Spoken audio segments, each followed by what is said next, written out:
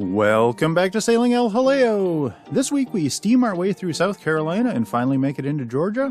We were forced to stop at a marina for a few days in Savannah, and that was due to power issues. Unfortunately, this time of year really sucks. There just wasn't enough wind and solar to keep us going, and this would have been right around the new year, so this was right in the beginning of January that we had to stop there to recharge. So let's get right into it. Grab a drink, climb aboard, and let's get going.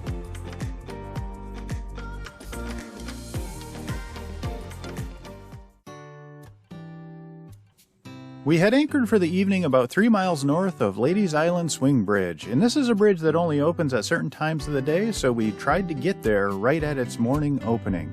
And luckily we made it with about 5 minutes to spare. At this point we were only a couple of days away from Georgia, and we were in search of that ever elusive warmer weather. We were having decent days here and there, and it's not like we were freezing, but still traveling was kind of cold and certain days were kind of brutal. So it was time to stop screwing around and start making our way south.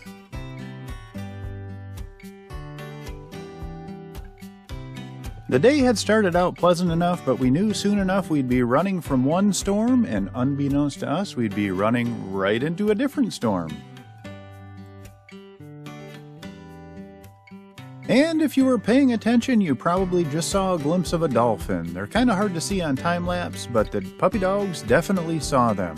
You know, dolphins are kind of like the mountains. When I lived in Colorado, I lived there for 10 years, and I never ever once got sick of seeing the mountains. And I know I'll never ever get sick of seeing the ocean, and I know I'll never ever get sick of seeing dolphins. It's one of those things that every time you see it, it's like magic. They're water puppies, they're magic, we love them. Even though right now it looks really sunny out in front of us, the clouds behind us were darkening very rapidly, and we knew that there was a storm hot on our heels. If we could make it across Port Royal Sound and get around Hilton Head Island, we knew we'd leave this storm in our dust. And as I said earlier, unbeknownst to us, we did successfully outrun this storm, but we ran smack dab into one on the far side of Hilton Head Island. Hey y'all, we are anchored in just off of Hilton Head Island in South Carolina, and a storm whipped up out of nowhere, and we anchored just off the channel, and the visibility has dropped to darn near nothing. It's only maybe 4 o'clock in the afternoon, but it's pretty pretty foggy, and we've got our anchor light on, so hopefully that'll help.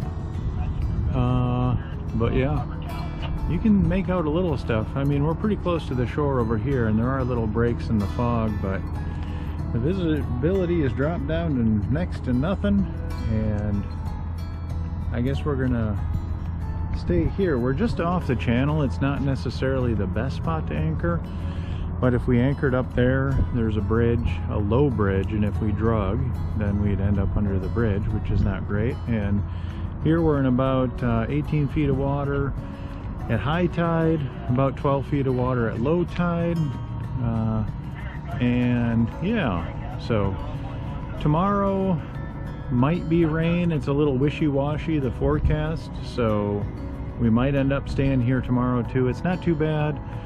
The main ICW channel's right over here. When barges go by, it really doesn't throw off that much wake, but when power boats go by hauling ass, it can throw off a wake, so it gets a little bit rolly for, 30 seconds, but it's not too bad. So, and the rain is starting to pick up again, so I'm gonna head down with the puppy dogs, and I guess we'll see what happens.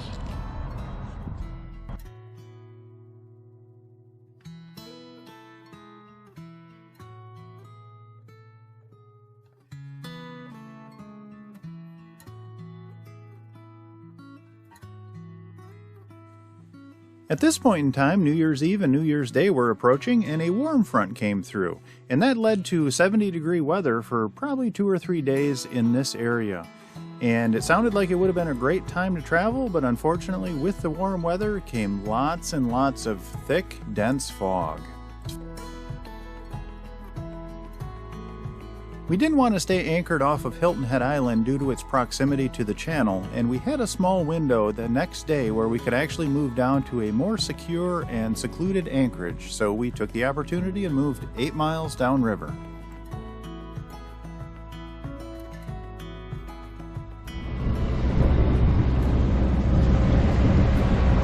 Hey y'all! Today is January 2nd and we're just entering the Savannah River, which is the divider between between South Carolina and Georgia. So I don't know how exactly it works, but I think when we get halfway across, we will officially be in Georgia. So we're making progress, slow progress, but we're making it. Today is absolutely a beautiful day. It's supposed to get up to 70 today, which is pretty warm for this time of year. Alrighty, I suppose I better watch out for traffic and pay attention to what I'm doing. So I hope y'all are well.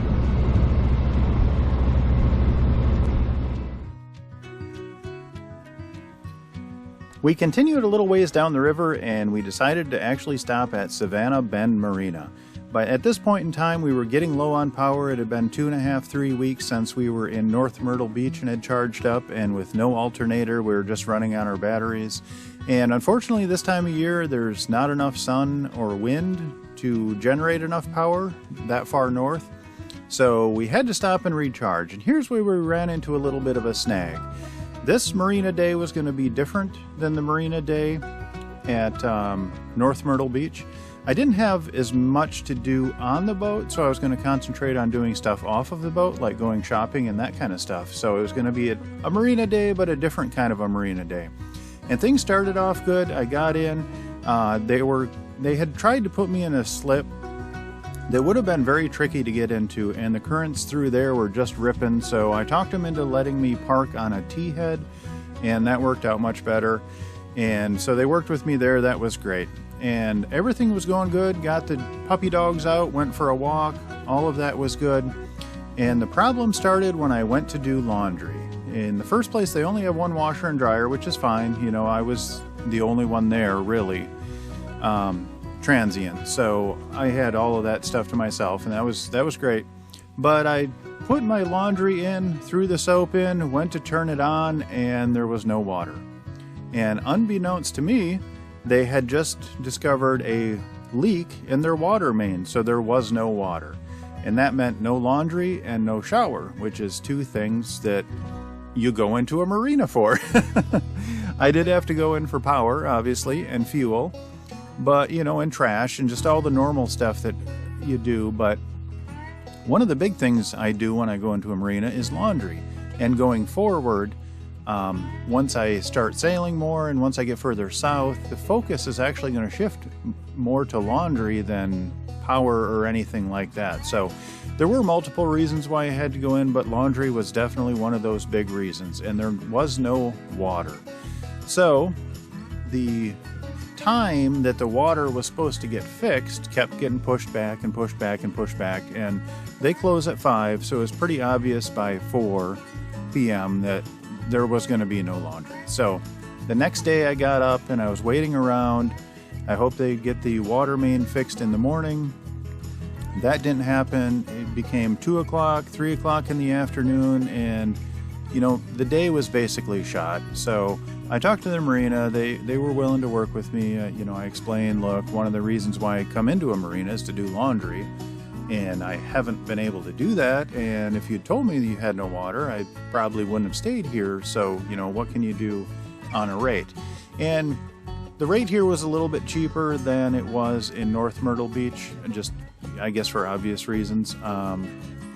It's a less toity area, I guess, and hoity-toity, and there were lots of other marinas and that kind of stuff. So I think I paid, it was $91 for one night, and since there was no water, she was willing to work with me, the lady that was at the marina. So I got to stay the second night at half price. So I actually ended up staying a second night, and they got the water fixed that day around 4 p.m.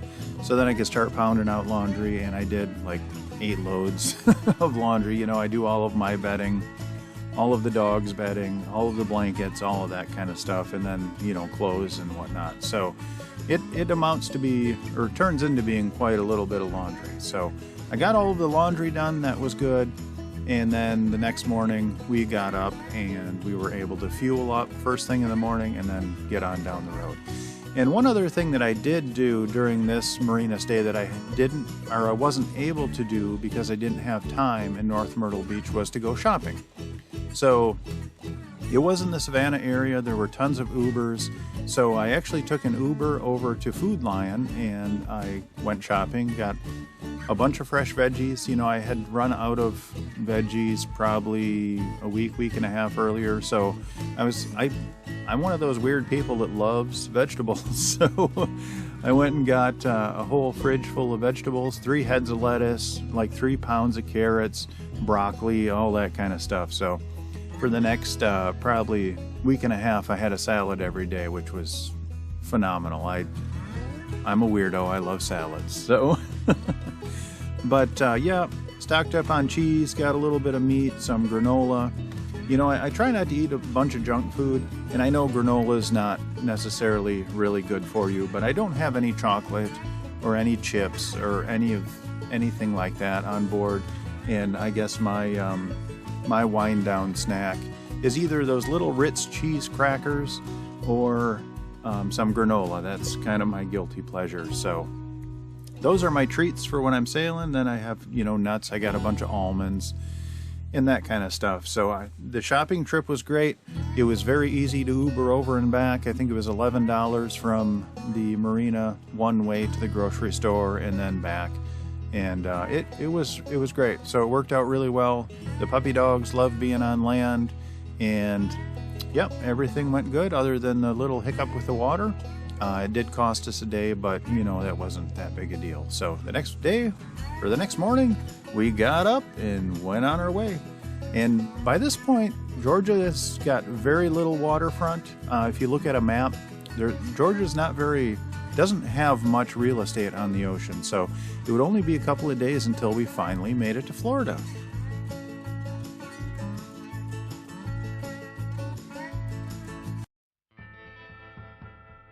And that's it for this week. I would love to give a massive shout out to our Patreon crew. Without your guys' support, I would not make these videos, so thank you guys so very much. It really means the world to me. And my Patreon crew is Joan and Juddy Judnick, Edwin Sauter, Val and Chris Alcorn, Denise and Eli Sackett, Joan and Jim Linbo, Sherry Erickson, Deb Shaw, and Matthew Spotton. Thank you guys so much. I really, really, really appreciate it. If you are interested in joining our Patreon crew, there's a link in the description down below, and that'll take you to our Patreon page where you can sign up. And you get a bunch of bonus content with it, behind the scenes videos, photos. I try and post a little something every day when I'm traveling so you can know where I'm at and what's going on, that kind of stuff. And if you do like our content, please like, comment, and subscribe. That helps us out as well. Alrighty, I hope you all are well. We'll see you next week.